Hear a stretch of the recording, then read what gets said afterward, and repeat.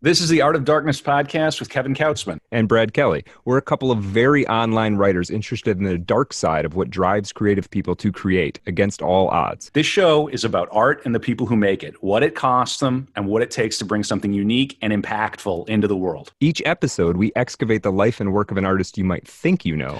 Don't worry, they're all safely dead. On every episode, we try and find out just what the hell was wrong with them and how they worked through their darkness to create something that lives on after them and continues to move culture. Find us online at artofdarkpod.com and on Twitter at artofdarkpod.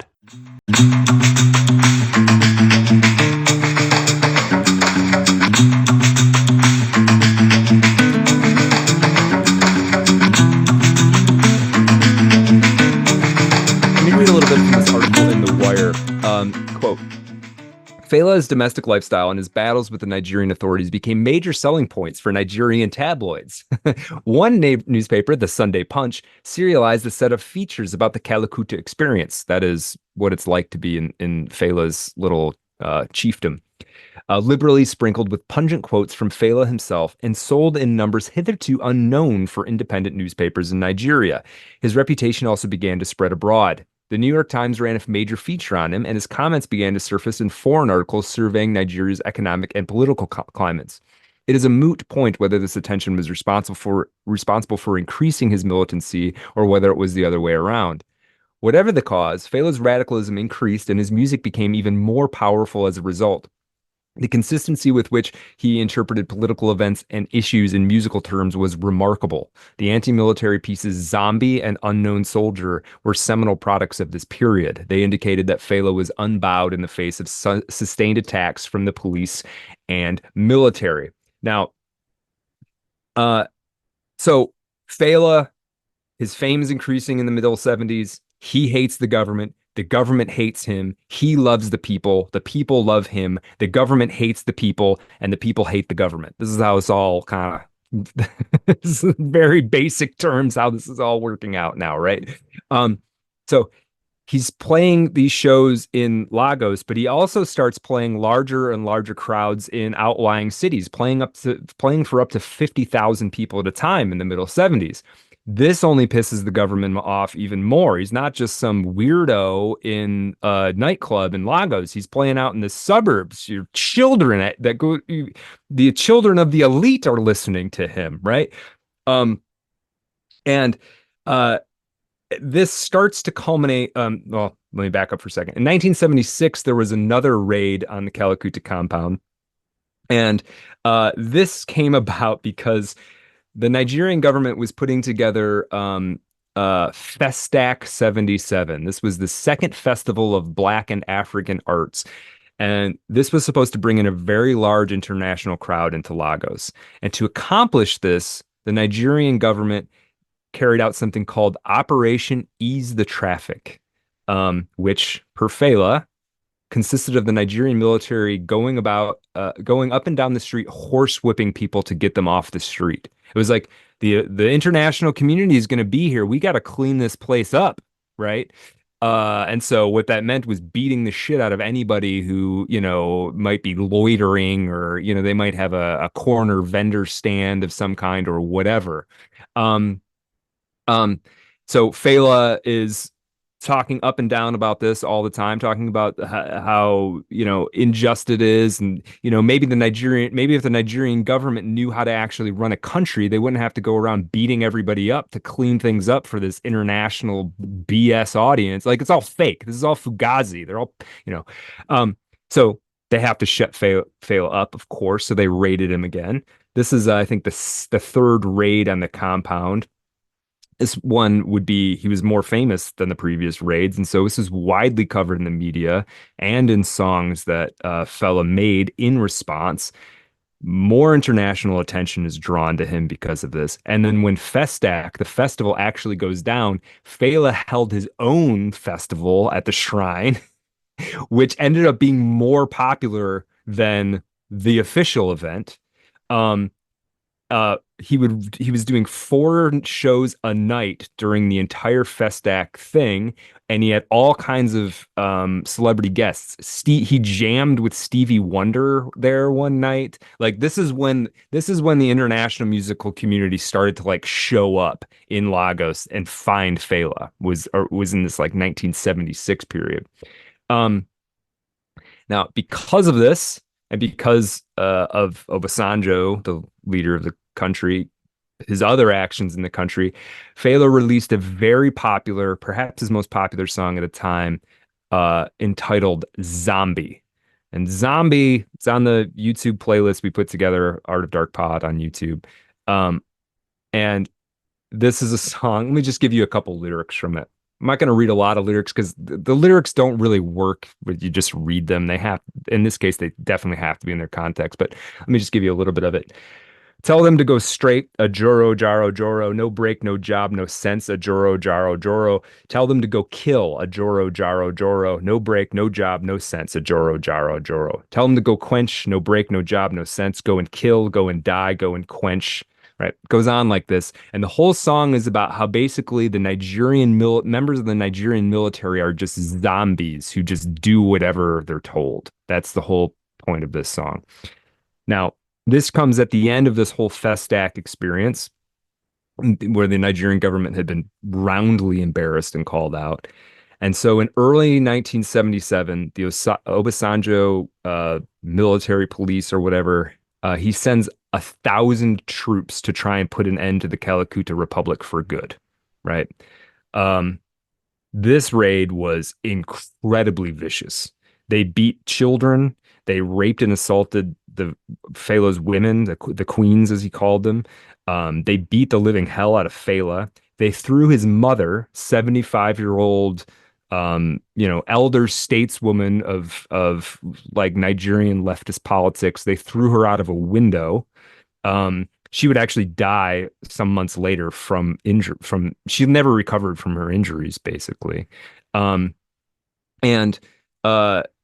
they I mean, they mutilated the genitals of at least 2 or 3 women who were living at the Calacuta Republic. They set fire to parts of the Calacuta Republic. I mean, they raped his family and killed his mom in response to all this, right? So, I mean, they were raping his wives with bottles, like liquor bottles. Yeah. This is pretty serious. Then they burn, like I said, they burn parts of the compounds to the ground. I mean, you have to like add all this up, and you're in. Not only does it validate everything Fela was saying about them, but it's incredibly personal now. They've tried to hurt everybody he knows and cares about, right? Including him. And he was never really the same after this. But again, he doesn't just like go whimpering.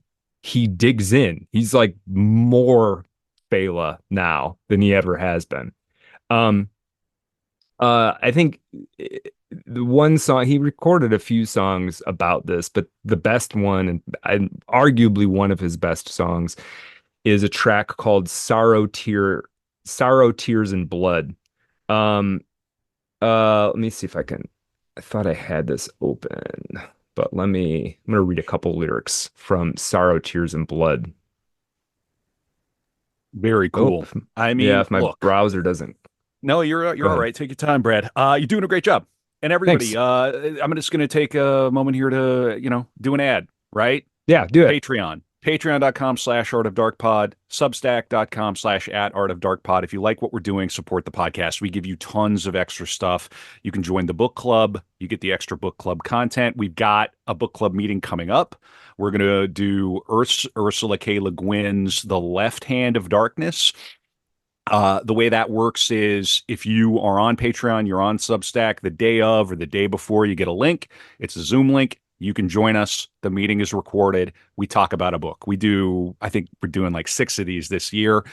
Those, like I said, those are recorded, so you don't have to join us. If you just want to listen back, it's like extra content. We're doing The Left Hand of Darkness on October 19th. The schedule is at artofdarkpod.com. It's /book Club. Can't miss it. We call it Bookends. It's a fun thing. In addition to that, you get an After Dark for every episode. So you get an extra, probably today, it'll be an extra almost an hour, probably 30 minutes to an hour every episode. Bonus stuff. And listen, even if we weren't giving you anything, hopefully you see the value in what we're doing here and you want to chuck us $5 a month. Set it and forget it. Don't think about it. It's a beautiful thing. Brad and I want to do this show for a long time. We love doing it. I learned so much doing Art of Darkness, and it's fun for me because I get to prepare an episode, but then I get to do this where I chill out, I sit back, and I learn. We're lifelong learners here on Art of Darkness. And if if you're feeling that, please consider supporting the podcast with, materially. Think about it. We're passing the hat around. Just chuck a buck. $5 a month doesn't mean much to an individual person, but when we already have hundreds of patrons. Yeah. You want hundreds more? It helps. Every one of those, it brightens my day. It really does. Yeah. It's a good time. So thank you. And thanks for listening. And look, and if you can't support us monetarily right now, there are other ways to support the pod. Tell friends, go on, YouTube and subscribe. You can give us a review, whatever else.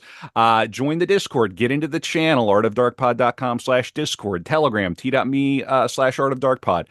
It's a good time. If you're listening to this and you've listened to this far, a few hours, right? You're probably one of us. You're probably an art respecter. You're interested in people. You're interested in what makes people tick. You want more episodes like this. Do you want another 80 core episodes? The patronage is what's going to permit that to happen, for sure. I lay awake at night thinking, what is the catalog going to look like in 2040? Can you imagine? Yeah. How much value is there? Like, for someone, just forget about the bonus stuff. Like, it's going to be a very, very cool catalog if Brad and I can stay out of prison. If our compound isn't raided. If our compound isn't raided, the supply chain remains fluid. Right. The internet stays online in 2040 with your help, your generous support. Brad and I too can become podcast warlords. Right. And live our dream of internet anarchism through education and laughs. Okay. Did I give you enough time? I love it. No, I love it. I vamped really hard there. Yeah, I appreciate it. Okay. I appreciate it. All right. So Calicut Republic has burned. Fela's queens have been raped. His mother has been thrown out of a window. He has been beaten nearly to death. And he releases this song called Sorrow, Tears, and Blood. And now you'd think all of that would make somebody perhaps make a song that's kind of a downer. Fela never made a downer track in his entire career. This is a groove. You could dance to this as long as you didn't pay too much attention to the lyrics. But here are some of the lyrics of Sorrow, Tears, and Blood. Excuse me. Everybody run, run, run. Everybody scatter, scatter. Some people lost some bread. Someone nearly die. Someone just die. Police, they come. Army, they come. Confusion everywhere. 7 minutes later, all done, cool down, brother. Police done, go away. Army done, disappear. Them leave sorrow, tears, and blood. Them regular trademark. Them leave sorrow, tears, and blood. Them regular trademark. Them regular trademark.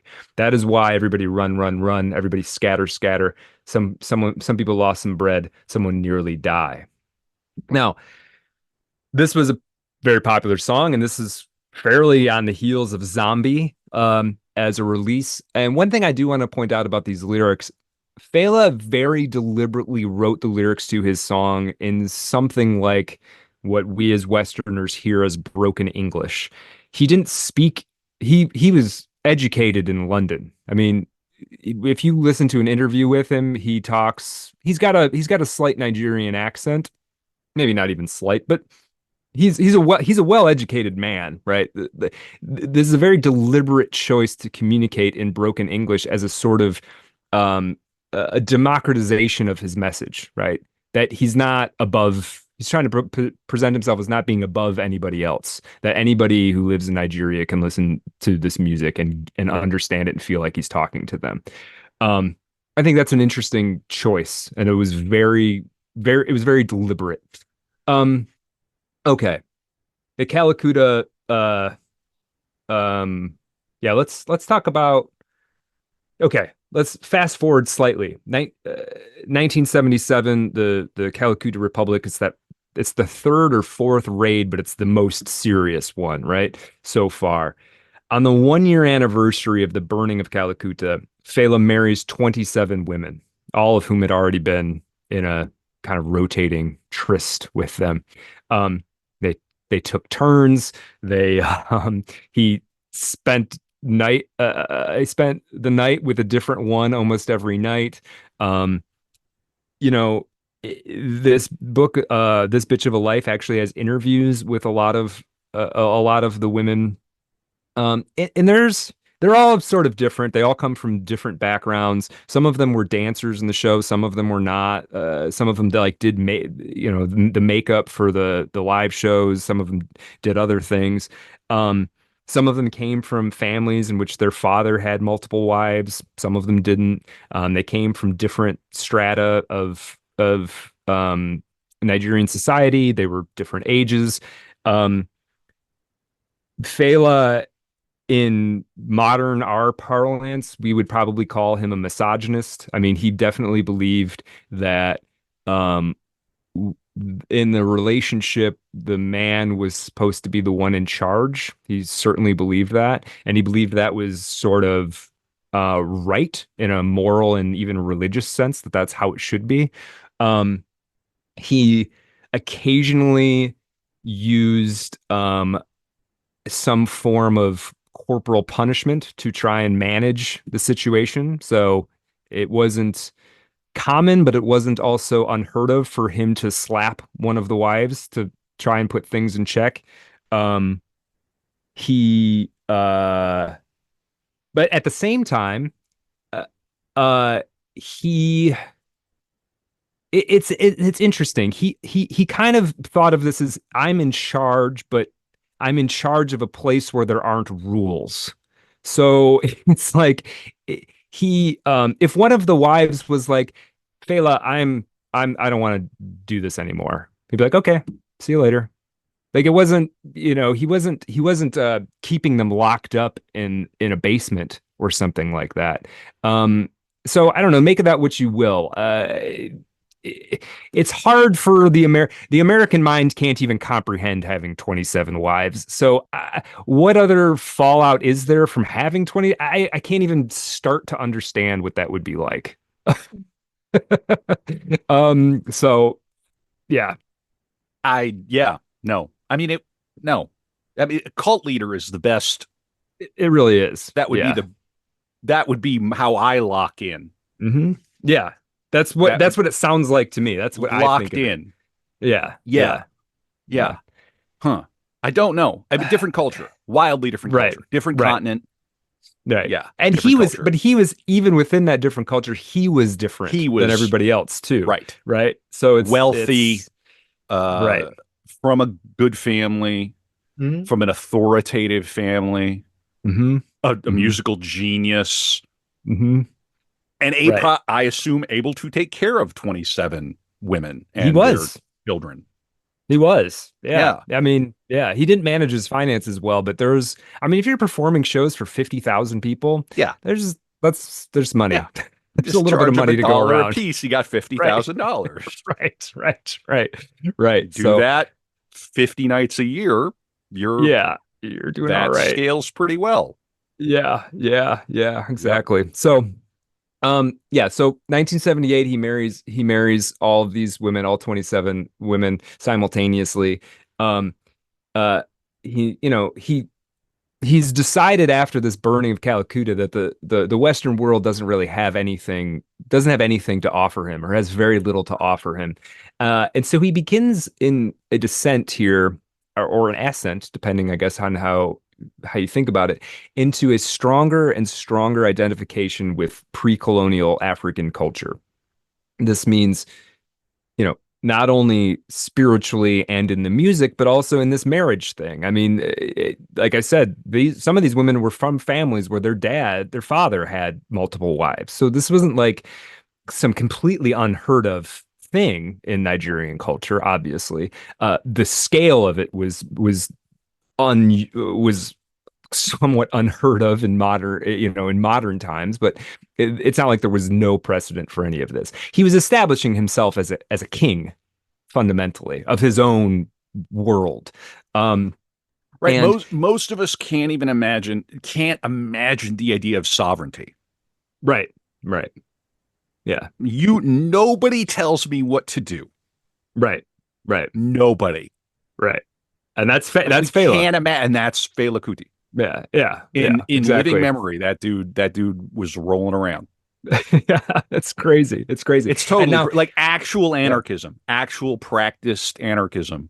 Yeah. Right, right. Not and not wouldn't have even called it that. Wasn't playing. Was like, no, I like I decide what I do. I am the boss. Right, right. And you can come and burn my place down. You can try to do Sure. that. I mean, go for it, I And he guess. must But have had like, I'll just be back bodyguards tomorrow. and guards with guns and Yeah, yeah. Yeah. it started scaling up for sure over time. But yeah, it's just he's really a yeah, there's like nobody really like this that I can think of. Um uh he yeah, so I want to talk a little bit about his mother dying, right? So his mother dies shortly after he marries the 27 women. Um and I'll just read this part from the This Bitch of a Life book. Quote, came Thursday the 13th, April 1978. My mother died. When she died, I experienced something fantastic.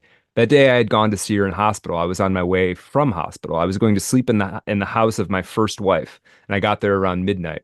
Then around 5:30, 5:45 in the morning, there was a big blast, like the commotion on the day they'd come to burn my house. That's what woke me up. I woke up and I saw a bright yellowish light near the wall in front of me. My first wife was getting up to get water and she fell down. When I asked her why she fell down, she didn't know why, but I didn't think about it anymore. Excuse me. I didn't think of my mother either. I went home about 8:30 in the morning. I was in my room with another of my wives, Alaki, when they came and told me my mother was dead. Later that same day in the afternoon, when we got to the family meeting with my brothers, I asked them what time my mother had died. I was thinking of the noise I'd heard. They said around 5:30 a.m. or quarter to 6. I knew then that my mother had told me when she died. Abiokuta, the burial. It was so sunny on that day. It was fucking hot. Everybody was suffering from the hot sun. We'd been walking 3, 4 miles. We were sweating and hot. We were about 50,000 people. You have to remember, his mother was also a legend in Nigeria, right? Long lines. You could see people in the streets far, far, all under the hot sun. I was in front with my brothers. The coffin was in the back of us. My sister was walking behind the coffin. When we got to the house, my sister and the coffin go to the front of the house. Then, exactly at that time, there's a heavy rainfall. Everybody wanted the rain. So when it started to rain, everyone was so happy for the rain man.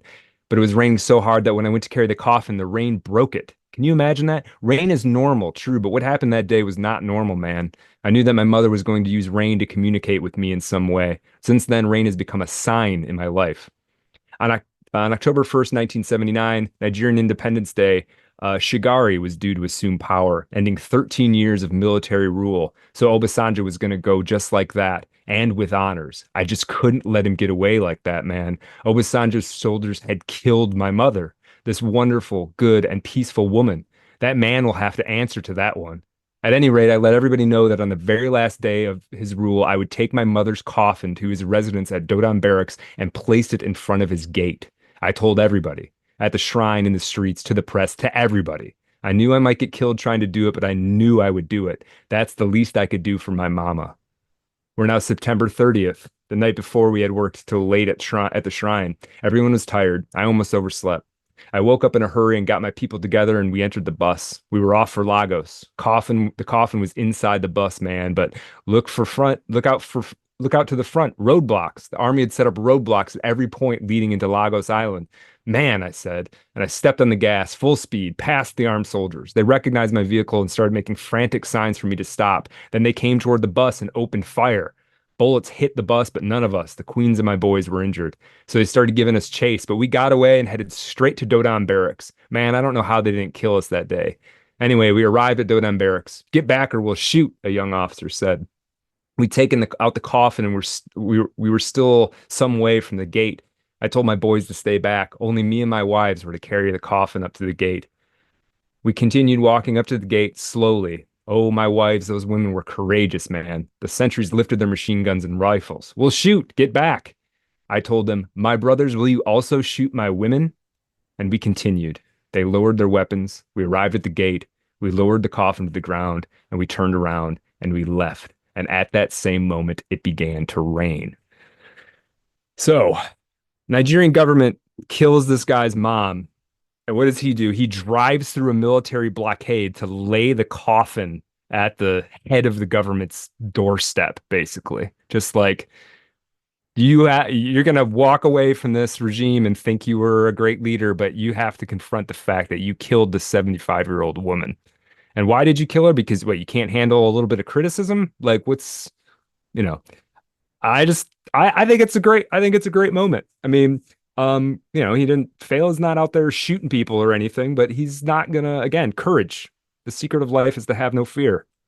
One of his greatest songs is a song called Coffin for Head of State, which is about this moment. And I love the double entendre of that title, because if you don't know anything about it, it sounds like it's a coffin for the head of state to be in. It sounds like a threat, right? But it's really about the coffin, that his mother's coffin, that he laid at the doorstep of Obasanjo, the military leader up until 78. And now Fela has a relationship with his mother's spirit that would continue through the rest of his life, often manifested in rain and in dreams. For instance, in 1980, when he was thrown in jail in Italy because the Lagos police had planted weed in his luggage, so he says, it supposedly rained like 100-year storm on the night before his release, a night in which he dreamed of his mother's encouragement that he never give up the struggle, right? Okay, so now we're sort of in the third part of this story. The burning of Calcutta is the sort of biggest moment, perhaps. 1978, the same year that his mother died and he married the 27 wives, is a monumental year for Fela's career. Something else happens. The Tony Allen leaves the band. He reforms the band into something, it's changes the name to Egypt 80 instead of, it was Africa 70. And this would be the group he would front for the rest of his life. Now, they go on a European tour not long after his mother died, and Fela kind of entered it in something of a depressive state, as one might imagine. And after this European tour, things start to take a dark turn. Now, there had been a dark turn in terms of this opposition with the military and the threat that they could burn down his house at any moment, but they start to take a dark turn more personally. I'm going to read a little bit from this article in The Wire magazine. Quote, the European tour was a success, both critically and commercially, but once again, Fela's casual approach to finance led to disagreements within the group. Moreover, he seemed increasingly depressed over the death of his mother. Although he had never been a big drinker, Fela had created a special compound, which he called Felagoro, made from marijuana mixed with the local gin Ogogoro, and he used it extensively during the European tour. The compound was a powerful hallucinogenic, and sometimes, when under its influence, his performances were erratic, and the music was mostly held together by Lakan Ani, who had developed into a powerful baritone saxophonist and was officially designated musical director of the group. During the European tour, Fela introduced his teenage son, Femi, on stage in the heat of a hard-driving performance in a circus tent outside of Paris. It was a real baptism of fire, as Femi was breaking in a new alto saxophone and previously had only practiced with the group during rehearsals.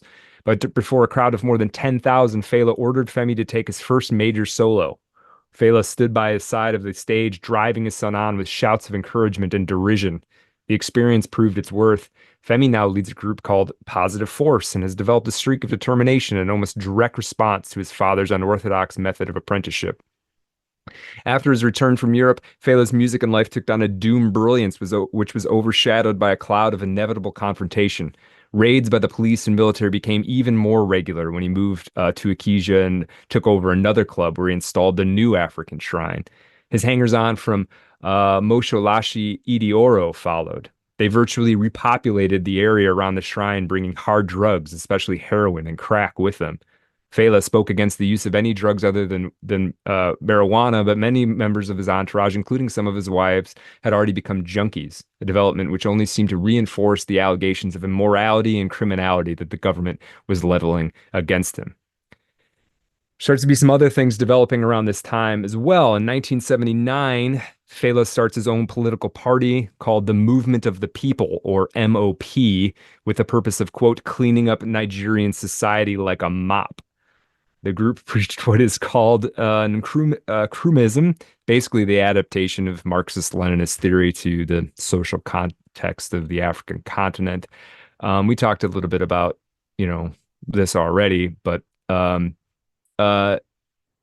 in 1979, with this MOP movement, Fela puts himself forward as a candidate for president. And one of his nicknames and the title of his greatest hits album, one of his greatest hits albums, is The Black President. His candidacy was, of course, refused. And he says in this, The Music is the Weapon documentary in 1983, he says, quote, "They want to make it like a law that there can only be two parties in this country." It's crazy, right? They would only allow there to be two parties in Nigeria. I mean, how repressed can you possibly be? Absolutely shameful. Right. It's a real helpful sort of way to manage people. It is. Yeah. Well, if you don't like this one, you just vote for the other one. You just vote for the other one and then you get your way. Right. Yeah. Then suddenly sports gambling is legal. Right. Oh, okay. The entire culture has changed in 5 years. Woof. Well, yeah. Well, wait till oh man. So as you can see, there's parallels. There's weirdly history has a rhythm to it. Yeah, that's right. Hey, that's very good, Brad. History has a rhythm. Yeah. Interesting. Yeah. Now he puts himself up for the presidency once again in 1983. Of course, he doesn't win. They're not going to let him win, of course. The military once again, after this election, 1983, the military once again overthrew the civilian government, and attacks again increased on Fela in 1983. Let me read just a little bit. This is the part of the pod where we read a little theory on the pod, and I wanted to. There's a book by Toyin Falola called Fela Kuti, Afrobeat, Rebellion, and Philosophy. I actually took a class from Toyin Falola. He teaches at University of Texas. I took a class on African history. Let's go. The number one football team in the country. Is that right? Texas Longhorns. Hook 'em horns. Let's go all day. All right. And the Golden Gophers have played 8 quarters of shutout football after a heartbreaking loss in week 1. Yeah, so we are back against soft competition. Okay, but if all right, like this is not a football podcast. Go Gophers! All right, nice.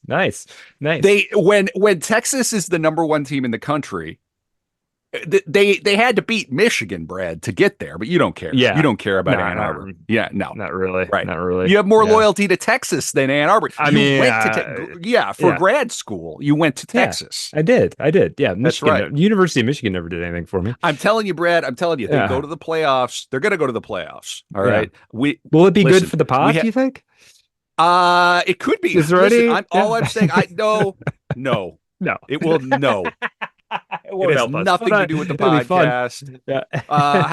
However, we did meet at that elite institution. I like the idea because we haven't had our annual corporate meeting trust exercise. That's true.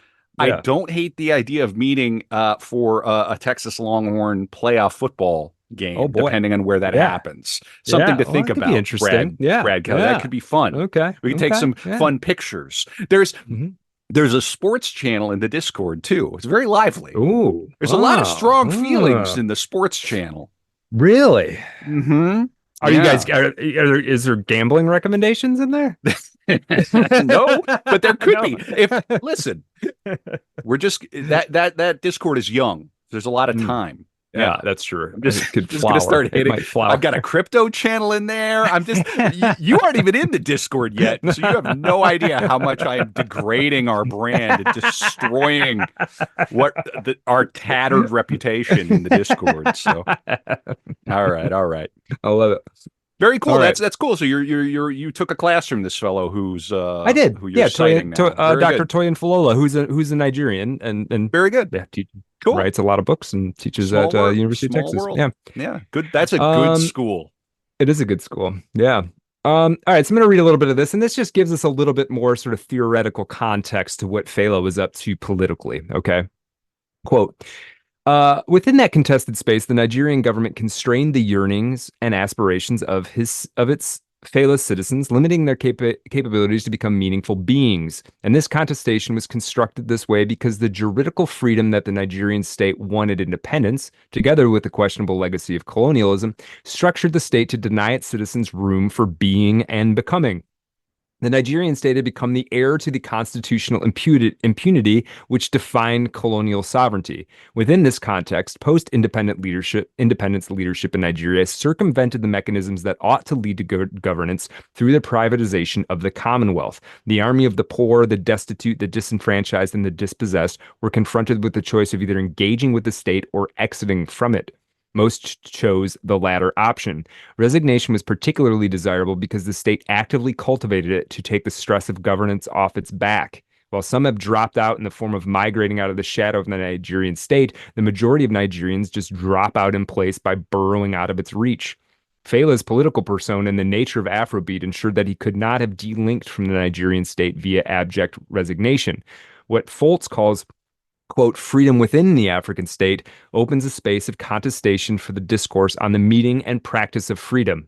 Thus, quote, where not savagely repressed, myriad organizations belonging to the broad category of civil society stepped to the fore, much as civil organizations ranging from syncretist churches to trade unions to ethnic-based associations had helped provide the social infrastructure for nationalist independence movements some 40 years earlier. Fela was not civil society, even if there is a loose sense of that term that could capture his involvement. Fela was Fela. His engagement with the Nigerian state was not just at the nodal point of some set of political principles. Rather, he came to the game of political contestation from a deep ideological perspective that combined the philosophical elements of Pan-Africanism, spiritualism, and social justice, which he called Blackism.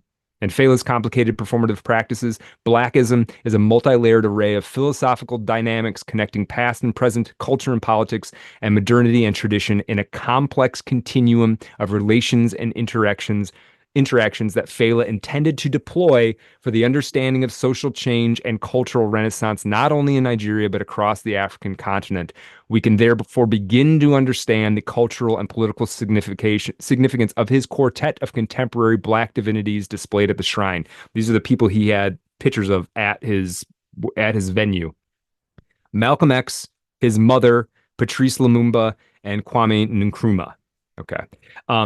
These were also supported at the supernatural level by Isu, Yoruba trickster god, Ogun, the god of creativity and metallurgy, Sango, god of thunder and progenitor of performance, and Era Ibiji, portraits of twins and the symbol of fertility. Okay, so I'm not going to keep reading that, but that's just to give you a sense of what Fela becomes over time, right? We can position him as this sort of wild man. That's one way to tie this immoral wild man who sleeps with everybody he wants and has sex with whoever he wants. There was a level of sophistication to his thought process. But there's also this sense in which, as things, what I like about this story, and I don't have much of the same tastes or impulses that Fela does, right? Like, I don't want to live in a compound with 27 wives. That doesn't even sound appealing to me personally. But what I like about Fela is there's this, as things get weirdly more locked down for us, even in America, linguistically, politically, economically, technologically, it's cool and I think valuable to look backwards and say, where is there a free man in history that I can just look at and say, oh yeah, there are people who have been free in one way or another, and Fela is one of those guys. And sometimes the freedom's just in your head, but he is an example, I think, of like, yeah, there are people who've lived free in some way. Um, so take that for what it's worth. Um, Now, late 70s, early 80s, Fela releases a bunch of albums. Perhaps the best of these is called ITT, or International Teef Teef. It's about a company that was once the International Telephone and Telegraph. Um, in America, we're more familiar with ITT Technical Institute. Do you remember that, Kevin? Yeah. It was like Yeah, a, I do. Weird. Yeah, a yeah, lot of weird ads, and I wonder, uh-huh. yeah, if anything ever I what think that it turned out was. that like a lot of that was kind of fraudulent. Like, Sure, of course. yeah, yeah. Like everything else in But this country. right, right, right. Yeah. So he got Fela. So ITT, International Telephone and Telegraph, owned the record company that Fela was signed to for a while. But then the guy who ran um, ITT ended up basically defrauding the Nigerian people of like billions of dollars. The company itself did. And had financial control over over Fela's record company. So Fela found himself also sort of directly entangled in the spider web of Nigerian corruption, despite his best attempts not to. Um, so just another instance of like Fela being uh thrust into the fire of what was happening in Nigerian politics and governance and business even. In 1981, the Nigerian government had him arrested for armed robbery, and he was beaten almost to death. Now, why would Fela? He didn't rob anybody. Okay, like it's kind of ridiculous. Um, uh, they around the same time, the Nigerian government officially declared the shrine, his performance location, as a danger zone, and because of that, the crowds began to dwindle. They also persecuted various members of his band. So Fela had a few members who weren't Nigerians. They were from Ghana or Cameroon, and the Nigerian government effectively was able to like basically deport them. Um, and yet while this is all going on, let me read a little bit from let me read a little bit from this bitch of a life. Quote, the shrine became a Bactinian carnival site in which traditional African magic fused with Fela's interest in classical Egyptian civilization, his derisive scatological humor, his self-styled counterculture, and his political activism. Stalking the stage and recently added white face paint, which he felt facilitated easier communication with spirits, Fela attempted to construct a musical dimension simultaneously sacred, sexual, and politically charged. In 1983, when they were filming the great short documentary I mentioned before, Music is the Weapon, which is honestly, that was how I think my first exposure to Fela Kuti. I think I had heard a song or two, and then back in like the early days of YouTube, like searching around for him, came across this Music is the Weapon documentary and was just like, who the hell is this dude? um, Now they beat him up. They beat him nearly to death. They raided the commune once again. I think they may have burned down other parts of it. But he healed up really, really fast. And and so fast that he came to believe. So there's a couple of things that come out of this Music is the Weapon thing in 1983. One is he describes where he got his new middle name from, Anikulapo, which he wasn't born with. And it's basically translates into Yoruba into one who carries death in his pouch. And he started to believe that he was not that he would live forever, but that he would never be killed by another man, that he could not be killed by earthly forces is something that he started to believe. Um, uh, and there's a couple great quotes from this Music is the Weapon documentary. Here's one of them. Quote, music is a spiritual thing. You don't play with music. If you play with music, you will die young because you see, when the higher forces give you the gift of music, it must be well used for the good of humanity. If you just use it for your own gain, you will die young. And then another thing. And this is coming in this documentary. He's sitting there, he's just wearing little shorts, and he's got contusions and bruises all over. And in fact, he like pulls down his pants to show you where he's like his buttocks is all bruised up, right? They beat the crap out of him. And then he sits down and he says, quote, "One thing I want to assure them, if they think I'm going to change or compromise in my attitude, my way of life, my expression, or in my goal towards politics, they are only making me stronger. I am much, much more stronger now." So just it's like not again, the secret to life is to have no fear, right?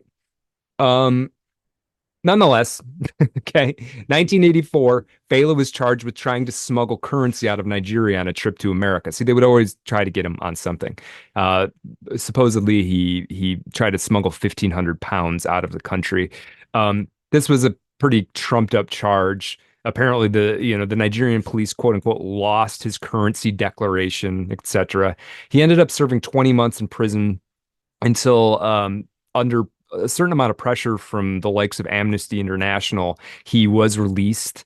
After this stint in prison, his longest stint in prison, he divorced his wives. He was down to 12 wives at this point. 15 or so of them had left. He's down to 12 wives. He decided that marriage was a bunch of nonsense. It was an institution that he didn't need. He thought actually getting married just encourages jealousy and selfishness. I mean, maybe when you get married to one person, it doesn't, but apparently if you're married to 30, it's a little bit of an issue. But yet he was still living in a polygamous situation with at least 12 women. He just wasn't married to all of them, right? Now, part of, I think, where the jealousy and selfishness comes from is there's some intuition. He's married to 27 women and he only had like 5 children. Now, 5 children is a lot of children to our estimation. But if you were having unprotected sex with 27 different women, you'd think he'd have more than 5 kids, right? That would seem to be how that math should work out. Yeah. Yeah. Yeah. I mean, yeah. Well, there are certain factors that, right. Yes, naturally. Yeah. Indeed. Yeah. Right. So the thinking is that he was probably sterile. And it's possible he became sterile after injuries sustained in one of the early raids. It's not 100% clear, but he did stop having for lack of trying, and all of the wives constantly were hoping they'd be the next one to get pregnant by him. So it's not clear what was going on there exactly. Let's see. Just a few months after getting out of prison on the currency charge, he was charged with kidnapping a girl. He was acquitted of this.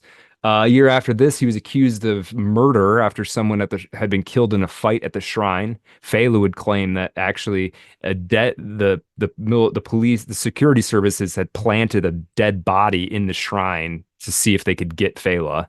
And yet he's still a huge star, right? While all this is going on. He had, in fact, in the late 80s, possibly in the early 80s, he'd had a chance. Motown Records had come to Africa wanting to set up an African branch, and it offered Fela a multi-million-dollar deal. And Fela went to his spiritual advisor, who we'll talk about more in the After Dark, Professor Hindu, and Professor Hindu said it would not be a good idea. And so at that time, Fela was completely under Professor Hindu's sway and decided to go along with it. And yeah, so we'll talk more about that in the After Dark. And yet, Fela continues to make music through the 80s. Some of it's quite good. Roughly speaking, his final recorded new studio material comes along in 1992. It's an album called Underground System. It's quite good. Shows him in rare form, honestly, and it's amazing that he manages to like the music itself, the recorded music itself, manages to maintain this energy for decades, right? It's always high energy. It's always got this pulse to it, that's sort of insatiable. Um, uh, the politics is all there as well. Praising Nkrumah. He's got a roll call of Pan-Africanist philosophers, leaders, and activists. Um, he was moving towards, in the late 80s and early 90s, he's moving towards what the Wire magazine calls, quote, large-scale orchestrated arrangements with more freedom for melodic interpretation. So even within the milieu of Afrobeat, which he and Tony Allen created, he's sort of continually, and part of this is he's constantly getting fresh people into the enterprise and into the band, but also he's continuing to evolve what the sound is like. And yet the authorities never stop persecuting him, ever. In 1993, for the what supposedly, according to one source, says 356th time in 25 years, Fela was arrested again. This time for another murder in a crime in which he had nothing to do with. He spent 2 months in prison. Not long after this, General Sani Abacha took over the Nigerian government, a man who might have been, some would say, Nigeria's the most bloodthirsty ruler of Nigeria in Fela's time. This guy, General Sani Abacha, he had his men do a drive-by of Fela's compound. Abacha lynched a bunch of well-known peace advocates. And in 1996, plainclothes police officers, at the behest of General Sani Abacha, raided Fela's compound and arrested 30 members of the band on possession of marijuana. They sealed up the shrine. Fela's brother was thrown in prison for plotting against the government. And in 1997, Fela was dragged onto national television in handcuffs. Yeah. They never would stop going after him, right? They just can't let the boys hang. They can't let the boys vibe. No. There's no more. What do our friends on Rare Candy say? There's no horsing. No horsing around. No, there's no horsing around anymore. You can't have it. Yeah. No, there's you can't be rambunctious anymore. No. Yeah. It's true. It's definitely true. The great human resources Skynet. Yeah. The big spreadsheet, as we call it. Yeah. No fun anywhere. No. Yeah. And that's ultimately that's a bigger deal than it even seems like when you really drill down to it. Really, when you really get into it, no fun anywhere. You're not allowed to have fun. Can't just kick it. Yeah. All right. They drag him onto national television, 1997, in handcuffs. He's a huge star. Remember, he's like a saint in Nigeria, and they put your saint on national television, and the last free man in your country, he's on TV in handcuffs. And at this time, he's also physically not looking great. The shrine performances had sort of dwindled in recent years, and he's not looking good. He's ill. He's been greatly reduced physically. Nonetheless, he's on television, defiant, openly challenging the director of the anti-drug squad, telling them on national TV that marijuana use is a right and a privilege ordained for humanity by the God of Africa, right? In handcuffs, skinny. He has AIDS. He's dying of AIDS, right? 50, what is he? He's 1938, so he's almost 60 years old at this point, and he's just screaming at the people who put him in handcuffs, right? There's no okay. There's no accepting. He's never accepting the authority. And it is like this reminder that, like, even if you're in handcuffs, there's still a way that you can not submit to it, right? There's still like a way that you can signify that the sort of injustice of this, or the fact that you're still a free man. But again, he's sick. AIDS is the official consensus, though Fela did not believe in AIDS. He was an AIDS denialist. he basically believed it was a hoax perpetuated by Europe and America to control the behavior of Africans. Um, and so, despite the fact that a number of his family members were well reputed doctors, he sought traditional remedies that unfortunately didn't work. And by the end, he was also running out of money. Throughout his life, as we'd said, he never really managed his finances very well, and he took care of a lot of people too. I mean, hundreds of people he took care of at the same time. Um, and he had to rebuild the compound a number of times. You imagine if he got arrested at 356 times, the legal fees associated with this and the fines Yeah. and the Yeah. right, Fela Kuti Industries. right, right. Institutional person. Hmm. There's a reason Yeah, the system doesn't want guys like this. It's just too much. it is kind of too much. We're the government. Right. You're not the government. Stop governing people. Right. Right? Right. There's That's our job. You play the music, right. pay Right. the taxes, Right. Do your little right? dance. Yeah. Do your little song Yeah. and dance, you know, and Yeah. we govern. Right. We decide how many wives you can have. Right. Right. Right. Right. Right? Yeah. They Yeah. hate that. They do hate it. Yeah. They do hate They it. Yeah. hate it. Yeah. Yeah. Oh, Yeah. they just hate to see a guy horsing. Right. And Fela was the ultimate horsing around guy. I mean, yeah, yeah. Um, we're kind of, as you can probably tell, we're somewhat coming to the end, but I want to read a little bit here from the This Bitch of a Life, this book by Carlos Moore.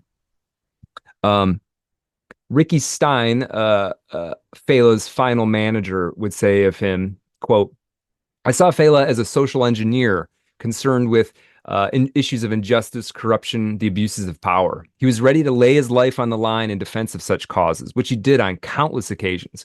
For his trouble, he was beaten with rifle butts, endlessly harassed, imprisoned, vilified by the authorities, despised by the bourgeois society, whose sons and daughters were captivated with him. His house was once burned to the ground by 1,000 soldiers after they had raped and beaten his followers, thrown his mother and brother from a window, both of whom suffered fractures, his mother who'd ultimately die from her injuries. Each time they were to beat him, though, he always bounced back with a vengeance, stronger than ever. It is my view that the only thing that kept him alive and the ultimate source of his strength was the love the people had for him. If there was any doubt about the special place that Fela Kuti held in the hearts of ordinary Africans, it was dispelled by the outpouring of grief that led 1 million Nigerians to file past the transparent casket displayed in the heart of Nigeria's capital. On August 12th of 1997, multitudes, their last image of their hero was that of an elegantly attired Fela wearing one of his favorite many-colored shirts with a large marijuana cigar defiantly held between his fingers, peace suffusing his emaciated face. Ricky Stein described the moment, quote, 150,000 people or so gathered in Tafawa Balewa Square to pay their last respects. Bands played, people queued endlessly to file past his coffin.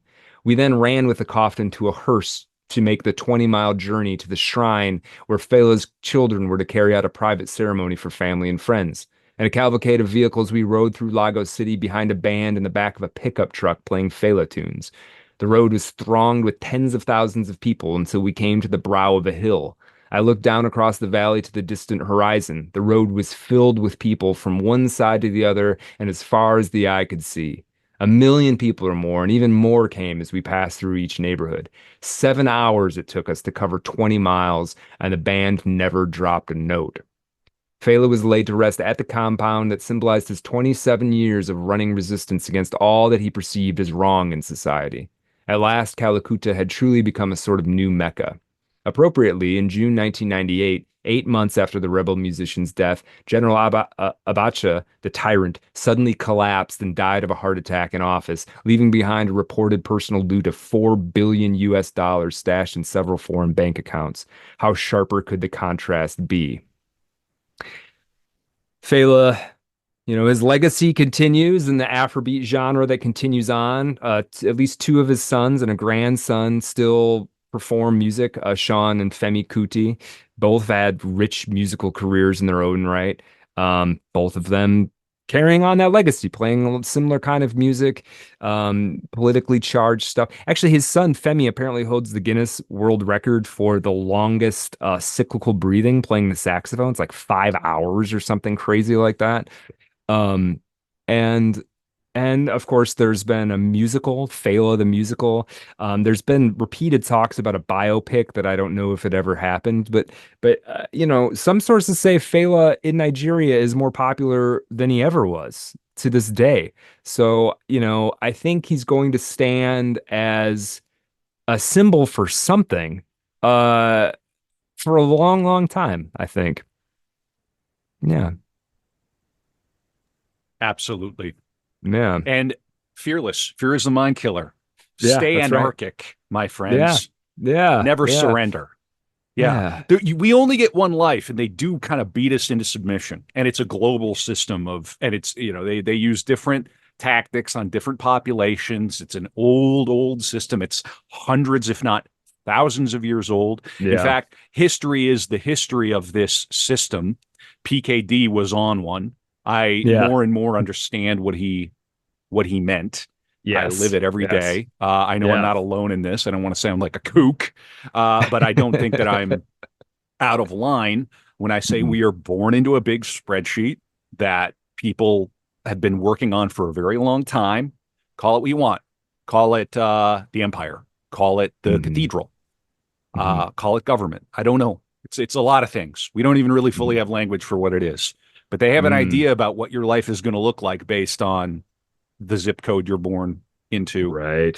Right. your parents, the situation your parents are in, Mhm. etc. You could horse your way out of that situation. It's true. Yeah, that's Now true. you're going to run up against resistance. They're going to fight you as you go, but you can Mhm. do it. Mhm. Yeah. Yeah. Yeah. Well, you You just can gotta. be an outlaw even now. Yeah. And there's something about even in your mind right now today, you can find that little pocket of resistance where you think Hmm. about what they expect from you, that great machinery in the sky expects from you, and you can say you can pick up an instrument Yeah. and go a different direction. Amen. Amen. All right, Brad, All that was right. great. That was a great Thanks, episode. man. He's a poster. He's Yeah. 100% an Art of Darkness subject. He's that Hmm. thing. Yeah. Uh Yeah. yeah. What are we going to talk about Fascinating on guy. Yeah. fascinating guy? What are we and it Yeah. was AIDS that took his life finally. AIDS, and his one of his wives said no, it wasn't, and I think that was just maintained because Fela did not believe in AIDS, and so there's a final sort of moment there, and that's kind of part of this story too. This isn't necessarily to endorse everything the man ever said or did. Of course, it's not, but just this notion of this firebrand, courageous genius just out there living at the extreme edge of what of what living can actually be. So yeah.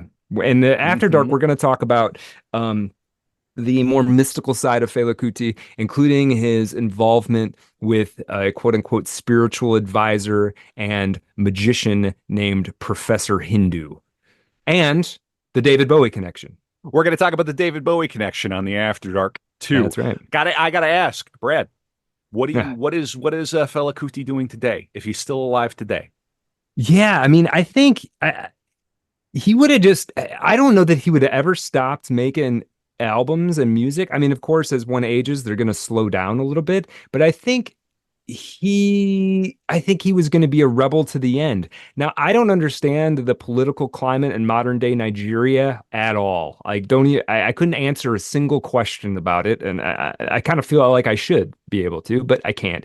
But I think whatever the case, he would be aiming his musical weapon at the heart of corruption like a friggin' laser guided missile, right to the end. we need more characters in the world that aren't manufactured, Yes. and we need more. You cannot fake the funk. No. No. You That's what's can't. Yeah. that's Mhm. what's interesting. The pairing of these last two episodes we did, Fela and David Bowie. Forget even about the music for a second. Just two unbelievable original people. You couldn't come up with these people on your own. They're one of a kind. They're literally like, break the mold kind of figures. There won't be people like them again. Not exactly the same anyway. And we need those people for sure. Absolutely, we do. And that's why we do Art of Darkness, to educate, to share ideas, to reflect on what a life like this looks like in that place and time, and kind of to try to bring it into the present too. Yeah, to remind ourselves, get inspired a little bit, get some inspiration. Well, during the break, I'm going to go listen to what's the one Fela tune I should listen to during the break, Brad? My favorite one is After Dark. My favorite one is Noise for Vendor Mouth. Noise for Vendor Mouth. Yeah. Okay. All right. Yeah. Noise for, how do you spell vendor mouth? It's 2 words, like vendor, like a vending machine vendor. Oh, Vendor. vendor. Okay, I got it. Okay, awesome. Cool. Yeah. I will listen to that during the break. We will come back on the After Dark for Patreon, for Substack. And Brad, try not to get married. During the break. I'll do my best.